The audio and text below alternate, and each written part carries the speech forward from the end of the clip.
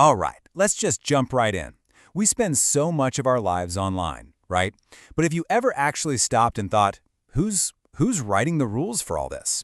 Well, it turns out the European Union has an answer, and believe me, it is a big one.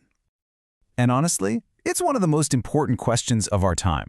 I mean, for decades, the internet kind of felt like the Wild West, you know? A few giant tech companies were basically the sheriffs, making up the rules as they went. But that whole landscape, it's changing, and it's changing fast. What the EU is doing here is, wow, it's incredibly ambitious. They're not just passing a law here or a regulation there. Nope, they are creating an entire interconnected digital rulebook.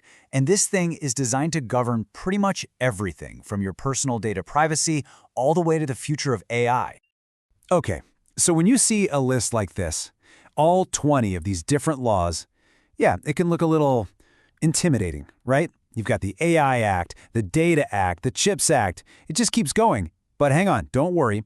The key thing to get is that all of this whole list, it all boils down to just a few big, understandable ideas. So let's break it down. So the first big piece of this whole puzzle, it's all about you. Seriously, it's about laying down clear, fundamental rights for every single one of us in the digital world. Because, look, if you want to build a better internet, you have to start with a solid foundation. And for the EU, that foundation rests on two massive cornerstones: privacy and safety. Making sure your personal data is protected and making sure the online world you're moving through is actually safe. Now, you've probably heard of this first one, GDPR. It was an absolute game changer. This is the law that gives you the right to be forgotten. It's the reason you see those cookie consent banners on, well, pretty much every website. The bottom line is, it's all about putting you back in control of your own data. And it sets such a powerful standard that countries all over the globe are now playing catch-up. Okay, so building on top of that, we get the Digital Services Act, or DSA. Here's a simple way to think about it. If GDPR is all about your data, the DSA is all about your online experience. It's designed to make the internet safer by making the big platforms clean up their act, tackling illegal content, dangerous products, you name it. It's like finally setting some basic safety standards for our digital town squares. All right, so pillar number 2. After you've set up rights for people, you've got to make sure the game itself is fair. This part is all about competition and a level playing field. You know, for years, a few massive tech companies, these gatekeepers, have been the players, the coaches, and the refs. They set all the rules. Well, with these new laws, the EU is basically blowing the whistle, putting on a referee's jersey, and stepping onto the field to say, okay, timeout's over. Everyone is going to play by the same rules now, whether you're a tiny startup or a tech giant. And this is where it can get a little confusing because you have two big acts with similar names, the DSA and the DMA. But the difference is actually super simple, and it's worth remembering. The DSA is for safe content. The DMA is for market competition. So think S for safe, M for markets. Safe content, fair competition. Easy. And that Digital Markets Act, the DMA, is where that referee role really kicks in. It takes aim directly at the biggest platforms, the gatekeepers. It tells them, hey, you can't just favor your own products anymore. It forces them to open things up. So what does that mean for you? Well, it could mean more choices in your app store, maybe even messaging apps that can finally talk to each other. The goal is a more dynamic, more innovative market for everyone. Okay, on to the third and final pillar. And this one might be the most ambitious of them all. This isn't just about fixing the problems we have today.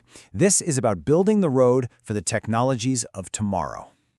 Yeah, this is where you can see how forward-thinking the EU strategy is. These aren't just rules, they're blueprints. Blueprints designed to guide the development of crazy new tech like AI and to make sure Europe can build its own digital future on its own terms. And the absolute centerpiece of this whole future-building project is the AI Act. This is a big deal. It's the world's first ever comprehensive law for artificial intelligence. It's a total landmark. And just like GDPR became the global gold standard for privacy, the EU is betting that the AI Act will become the global blueprint for safe, trustworthy AI. So how does it actually work? Well, the logic behind it is pretty straightforward. It's all based on risk. The riskier an AI system is, we're talking about AI used in things like medical devices or the power grid, the stricter the rules get. It's a really pragmatic approach, right? It allows for innovation in low-risk areas while putting major guardrails on the stuff that could really affect our safety.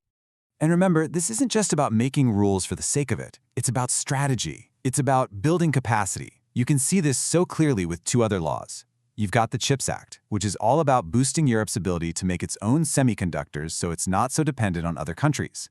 And then there's the Data Act, which is designed to unlock huge amounts of industrial data to spark a whole new wave of European innovation. So let's zoom out for a second. When you put all these pieces together, you've got protecting our rights, making the market fair, and building the future. A really clear picture starts to emerge. This isn't just a random pile of regulations. It's one single, cohesive, grand plan for the digital age. And that's really the goal here. It's about shaping Europe's digital governance, its entire innovation ecosystem, and its place on the global tech stage. It's a power move, plain and simple. And these are the big strategic goals driving every single part of this plan. Every law we've just touched on, from the CHIPS Act to the DMA, they all point back to these key objectives.